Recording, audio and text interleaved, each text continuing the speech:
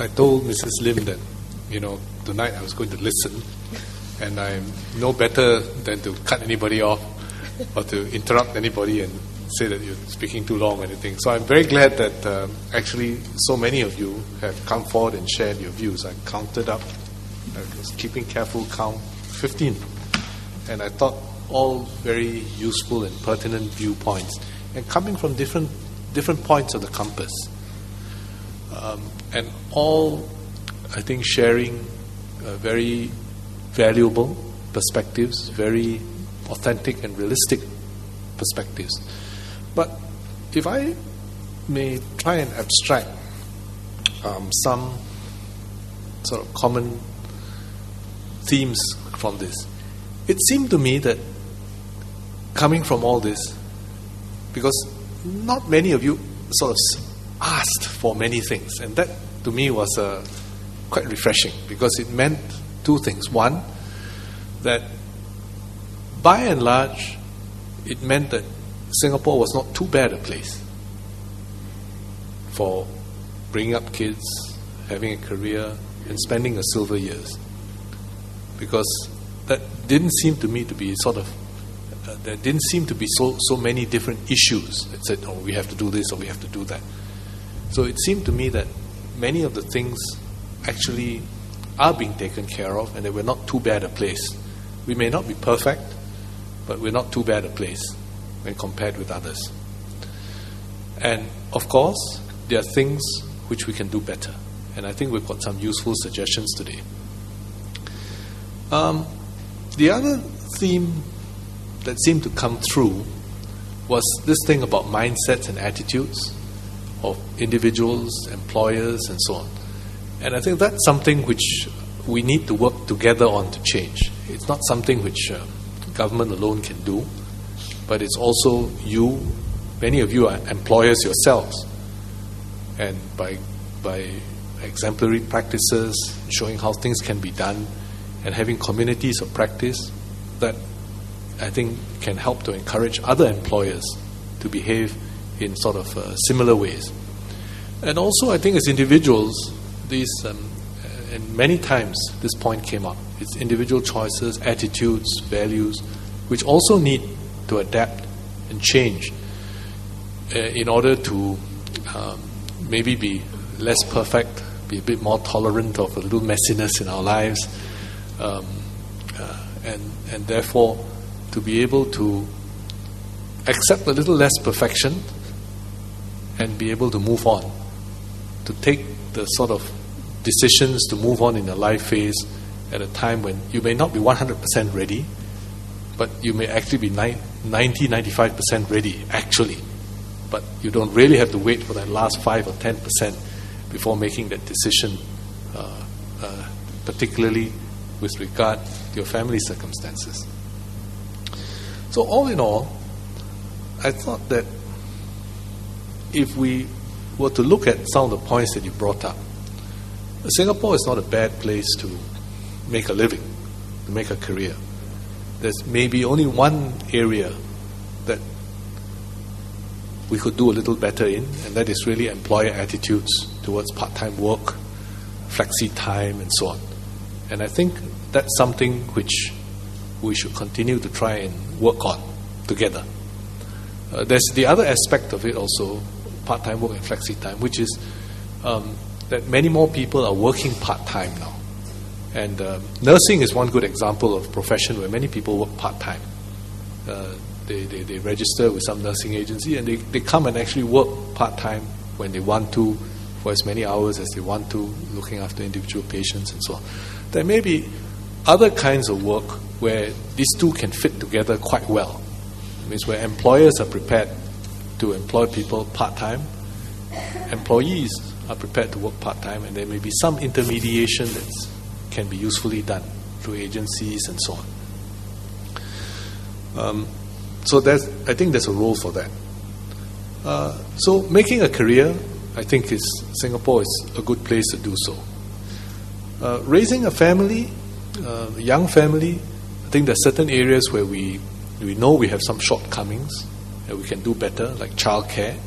I think we're trying to address those issues, and we hope that many more young parents will find that they get more support for child minding and have a bit more peace of mind to start a family, and will be encouraged to do so because of that. And also we talked about retiring and senior citizens. This is a new experience for us in two ways. One, we've always, for many years, we thought of ourselves as a young nation. Young not just in years of independence, but young because our population was very young. We had a very large proportion of young people in our population. But we now have a larger percentage of older people in our population. So that's something which we're not entirely used to and not quite sure how to manage that. The other aspect is that with smaller family sizes, many of the older people who used to rely on family support principally as the means of spending their silver years are now either depending on themselves, or because they have fewer children who are able to support them, also depending on some other kind of assistance, external assistance, whether it comes from the state or from NGOs or whatever, both for some financial support, but also for care support, and also for the kind of home nursing and daycare centers, which otherwise we used to do with very large extended families. So I think these two aspects are intersecting with each other. And certainly that's one of the reasons why PM had asked Mr. Lim Boon Heng to look at, from a government perspective, how to manage a population which has significantly larger numbers of senior citizens. The CPF is a very good example. We spent a lot of time with a lot of schemes to enable and ensure that people build up their CPF so that they are prepared for their senior years. We had not spent as much time figuring out how people can make use of their CPF in a sensible way in their senior years and unlock that so that they can enjoy their senior years with less worries for their finances. We've done more of that in recent years. There's a number of ways that we've done this. One is through greater flexibility for people to monetize their assets. A lot of us have a large part of our assets in housing, in our HDB flats. That in itself is not a small thing, because if you were employed and you were renting a place, your rental is usually, in most countries, taking up maybe a quarter to a third of your income. That's quite normal. And if you retire and you don't own your own home, and you had rent on the market, that's a very large proportion of or any disposable income you have. So owning your own home already helps a lot of senior citizens to have peace of mind and to have shelter over their head. But many senior citizens so have large assets there, and we've been figuring out ways, to help them to monetize that into a stream of, into a cash flow, which will allow them to live more comfortably. So HDB has relaxed rules on rental, and then we've also done reverse mortgages and so on. So to allow people to monetize the very valuable asset that they have so that they can live comfortably in their later years. So CPF Life is another example of that, where we had spent a lot of time figuring out how people should build up their assets in their CPF. And so now we have thought through how to make use of the asset that they've built up in the CPF in order to provide a useful income stream throughout their lives. Because previously it used to be that you have a minimum sum, we paid out a constant amount, and then when your minimum sum ran out, the payment stopped. But that could be at an age where you are unable to find work anymore. You may be 70 years old, 75, 77 years old, and then suddenly the income stops. So people had a lot of anxieties about that. But with CPF Life, you now have an annuity scheme, and there's a sort of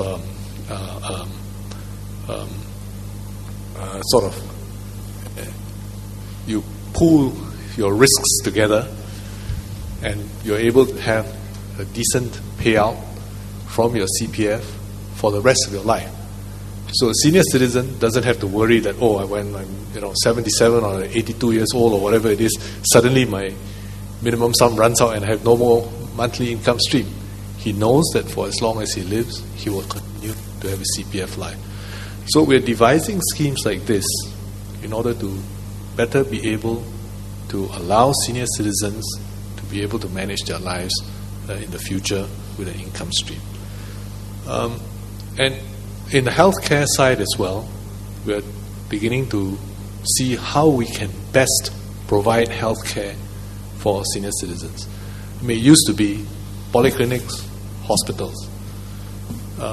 But what is best provided in a hospital is really acute care, and may not be the best place for a person who requires continuing care, but not at the sort of very intense level that is taking place in a general hospital. But the way that our MediSave and our MediShield works, it's cheaper for a person to keep, to keep himself or his elderly parent in a C-class ward than it is in a nursing home. When in fact, from a cost point of view, it costs less to provide a place in a nursing home than it does to provide a bed in a hospital. But from the individual's point of view, it costs him more to put his parent or put himself in a nursing home than it does to be, say, in a C-class ward in hospital. So we have to sort of make the structure of financing and payments to the individual reflect this better.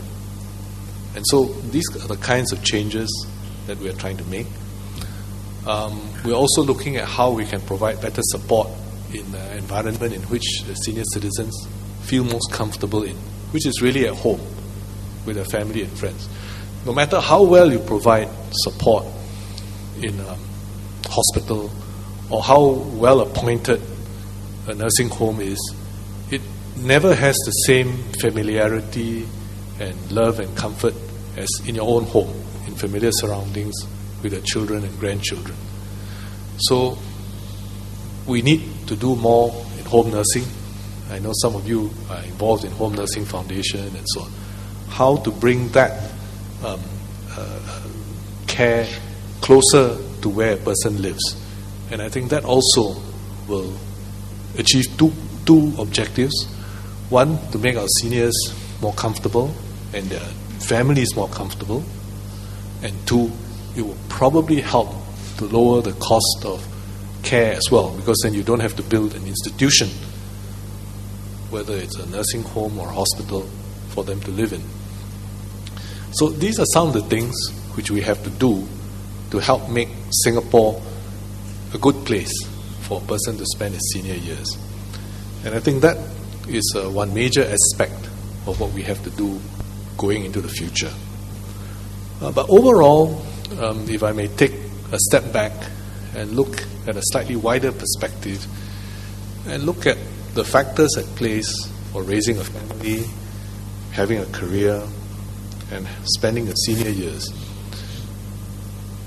I think that basically Singapore is in quite a good position.